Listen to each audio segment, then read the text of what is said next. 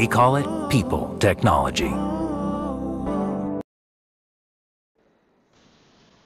125 for 7 then. Things seem to be slow. The surface seems slow. Batters are going slow. Slow bowling seems to be working at Sharjah. Carlos Brathwaite's internet is not slow today, so we're thrilled for that.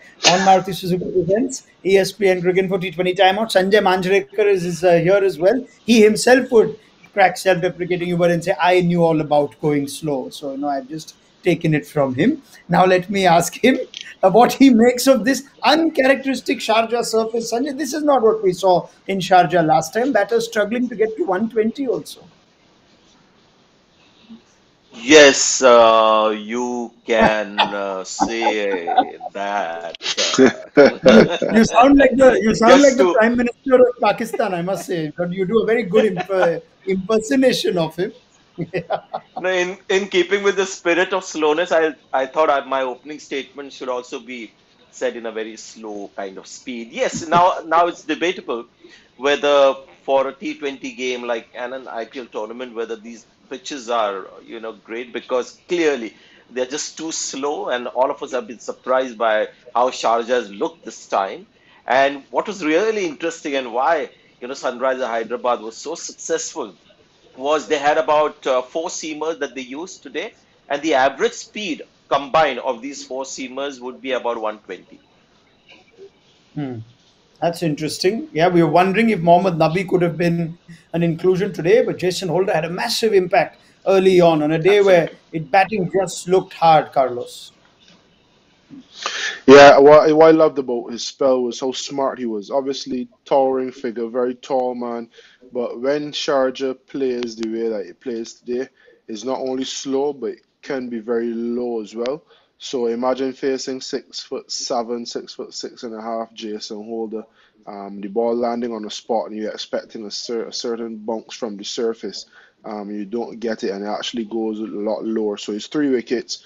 You had KL Rahul, I think, flicking, Mayank Agarwal trying to go over the top. Both balls in the bottom of the bat. And then the same thing for, I think it was Huda, who's the 3rd wicket. Sensational Hmm. catch, by the way. Um, Mm. but the way that he bowled, when it was back into the wicket, it was pace off, or it was wide with pace off. And once he put the pace on, he came a bit fuller. And then there was not that bounce in the wicket, so you got a lot of shanks and planks.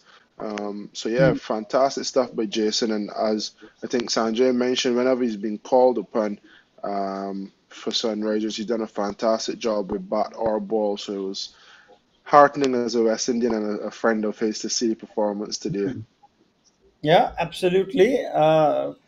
One thing we saw was we got the two big wickets, Rahul and Agarwal, Sanjay, and you think they were in the mood to play some shots today. We've at times criticized KL Rahul for perhaps wanting to take his time, but did the batters or could the batters on this surface have actually just rethought how they were going to go about their 20 overs? Could there have been a case today to perhaps bat differently, given what we've seen of this pitch? I think that would be unfair for me to say, they should have batted differently on this kind of a pitch. Because start of the innings, I thought Mayank Agarwal and especially KL Rahul were batting differently. They were just trying a different approach, especially KL Rahul, who in the very first over was looking to hit the ball over the top. So he was batting like that season when he had a strike rate of 150 and was devastating at the top of the order. So you know, you have to feel sorry today for Mayank Agarwal and K. Rahul, because now the batters down the order, like Puran, especially, don't have an excuse of saying that, we don't get much time in there. We need some time to get in. So today, I think we saw what happens if guys down the order get some time, and there is some serious issue there. And when you have Markram batting at number 4, you saw him against Rashid Khan. He's not great against that kind of spin. So they really have to look at their batting order, because they've got four opening options in that batting lineup. I thought that Chris Gale, we had this chat too, Carlos, whether he could take the pitch out of the equation, even if it's slow at times. You've seen Chris Gale, defy such conditions before. Did he just get a good one today, or did it seem like a bit of a struggle? Yeah, the setup for the actual dismissal was beautiful. The show about the ball before landing on practically the same spot and going away. And then the ball he got out with, when you see the the the tracker of where the first one went, his bat was actually in line with where that ball would have passed, but that one was a leggy, and we don't often give Rashid Khan credit for his leg break bowling. We always talk about the slider and the googly. So I think his dismissal was more down to Rashid Khan's brilliance and I guess a little bit of the pitch. But on the Mayank Agarwal KL Rahul debate, that's why I strongly believe in just being consistent. Play the way you play. They're normally slowish starters and then they get going. And in hindsight now, which is 2020, you start to think if they were 35 for one, 35 without loss um, at the end of the power play, instead of being two or three down, that they probably could have crept to 140, 150 and be in the game.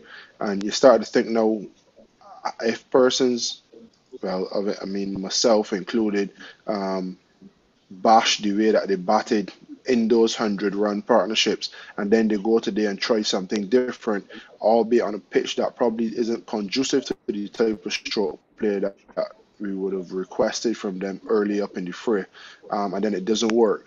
Then all of a sudden you get on a better track and they revert back to the same thing. So I believe in being consistent. If the way that they play is to get 100-run partnerships in 10, 11 overs, then they probably need to find a system that can maximize 9 overs as opposed to changing the way you play. And then they scramble to 125, 130. So it's an interesting topic of debate, but I think they need to find the way that they play and then pick a team around that.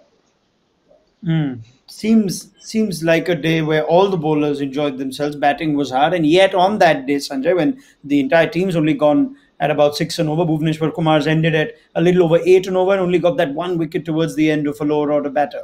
His personal form doesn't seem to improve.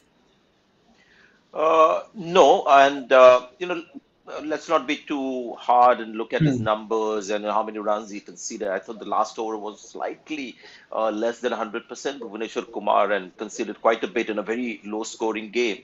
But I don't know whether Bhuvneshwar Kumar, like all the others, was deliberately bowling really slow because that seemed to be the pace that really worked. As I said, everybody, I mean, Sandeep Sharma was going at 115, 120 average speed. Jason Holder was bowling at 120, and Khalil Ahmed also was in the early 130s and less than 130. So Bhuvneshwar Kumar also in that 120 kilometers per hour speed. But very difficult to judge about Bhuvneshwar Kumar, the point that we were mentioning before the start of the match about his fitness and why he's not quite making the same impact today. May have been a case of him deliberately bowling slowly. And I hope that last over, which costed them Sunrisers quite a bit, doesn't come to haunt them because that is, possible with the kind of Yeah, batting form Sunrisers Hyderabad have. This pitch gives you yeah. hope. That's what I was leading next. You might gauge if you listen to sort of the tone of the questions or even the responses that this looks like Hyderabad have done really well. Now they just have to show up and knock the runs over. But Carlos Brathwaite has said it. It's an old adage in cricket. We don't judge until we've seen both teams bat. Now RCB got 156 yesterday. Chennai managed to chase that down. 125, you think, therefore, Carlos is significantly below par. But is it? Is it possibly even harder than yesterday to bat? And like Sanjay says, you've got a team at the bottom of the table that hasn't won in a while, doesn't know how to win. Is this a simple, straightforward chase? Well, all of my predictions have been wrong so far, so I would not even try to predict who will win. But if you're a Sunrisers fan, you would think that they should walk this home. It also gives David Warner a chance to get some balls under his belt. He doesn't need to take any risks. You still want him to be positive. You still want him to take the game to the bowlers, but playing lower risk shots. Because it's only 125, the onus will be on Saha Kane if he gets in early to keep the tempo of the game up. And hopefully, I think the Sunrisers fans will want to see 125 being chased in 16, 17, 18 overs, help the net run rate, get them 2 points, and try to help the bid to qualify. Sanjay, you did say at around this time, or maybe it was the end of the game yesterday, that toss proved to be crucial for MS Dhoni in that Chennai Bangalore game. You suspect the same to happen here, where perhaps batting gets a little easier in the second half? I'm glad you brought the topic of toss because this is another challenging thing. When you're batting first at Sharjah on a pitch like this, just imagine what is KL Rahul thinking and Mayank Agarwal with him. What are the kind of targets that we need to set? And they're batting accordingly. The shot selections are in the first 6 overs dependent on that. And it's hard. So that's why chasing on this kind of a Sharjah pitch, much better option because it was an excruciatingly slow pitch. And just imagine if they were thinking of getting 170 runs on the board or 175. It's tough to get those kind of runs. So the toss again will prove to be quite crucial.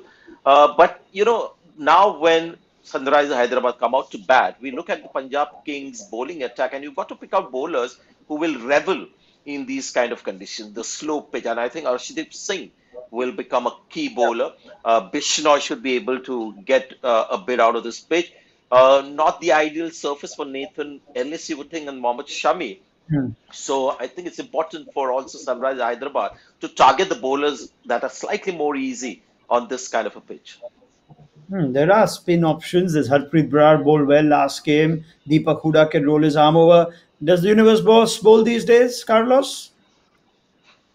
Yeah, he got a wicket. He got a wicket in the CPL game. He got a wicket in the CPL game. I think he bowled against Australia recently as well.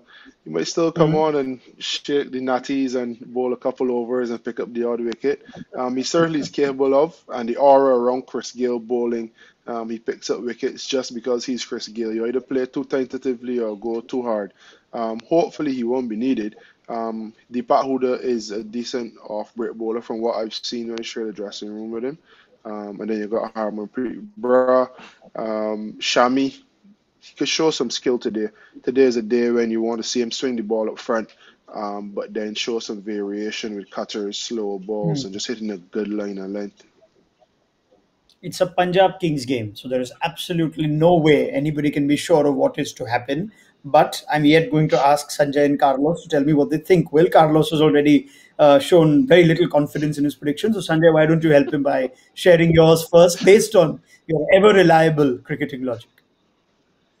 Now you're getting me a little embarrassed, and I'm becoming wary of using that term now because that is always sort of suggesting my fellow panelists that they never use cricketing logic. So what is the other term for that? Anyway, I think this is a game that Sunrisers Hyderabad should win. Unfortunately, we have to have a special show as to why a team like Punjab Kings, with the kind of players that they have, are struggling so much. Finished at number 6 last IPL, now languish at 7. We have to do a special program on Punjab Kings. Carlos. Sunrisers. Sorry, Sanjay, but just made one of your predictions go bad by going for Sunrisers. In keeping with the true spirit of taking some time and being a bit slow, Carlos Brathwaite took a few seconds and then just said Sunrisers. We leave it there. Thank you, Mr. Brathwaite. Mr. Manjrekar, we'll pick up the chat in, let's assume, 20 overs time. Maybe it'll go down to the last over. If the Sunrisers boss it like KKR did a couple of days back, maybe we'll have an early finish.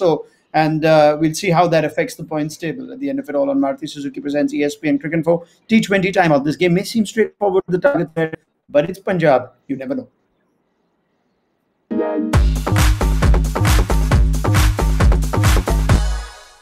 We call it people technology.